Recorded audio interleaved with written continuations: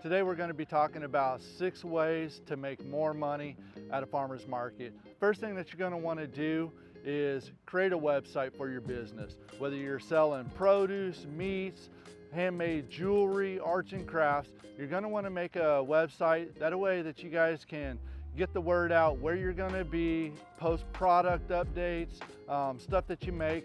It's a great way to stay connected to your customer bases with a website. Number 2, you're going to want to get on social media. You're going to want to get on Facebook, Instagram, TikTok, Pinterest, whatever social media platform that you choose, you're going to want to stick to it.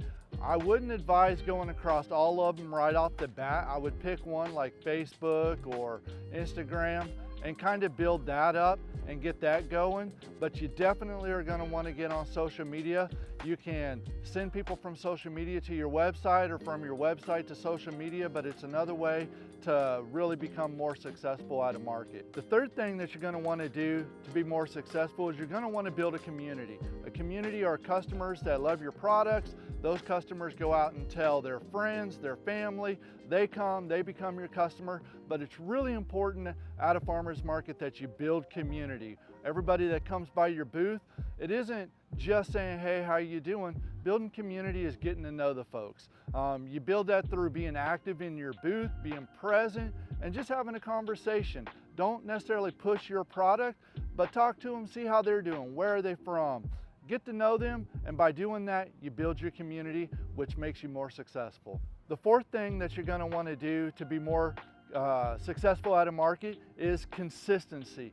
You want to be consistent at the markets. Now, consistency isn't being there every week. If being there every week is something that you can do, then be consistent at that. If it's every other week, every first and third, second and fourth Saturday, whatever the market day is, once a month, be consistent at what you choose to be at the market. So if you're only going to be once a month, be consistent at showing up once a month.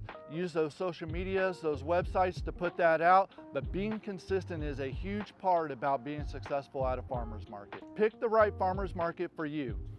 You want to go out and check out farmers markets before you join them. You want to talk to the other vendors that are there, talk to the market manager, kind of see what type of social media presence that they have.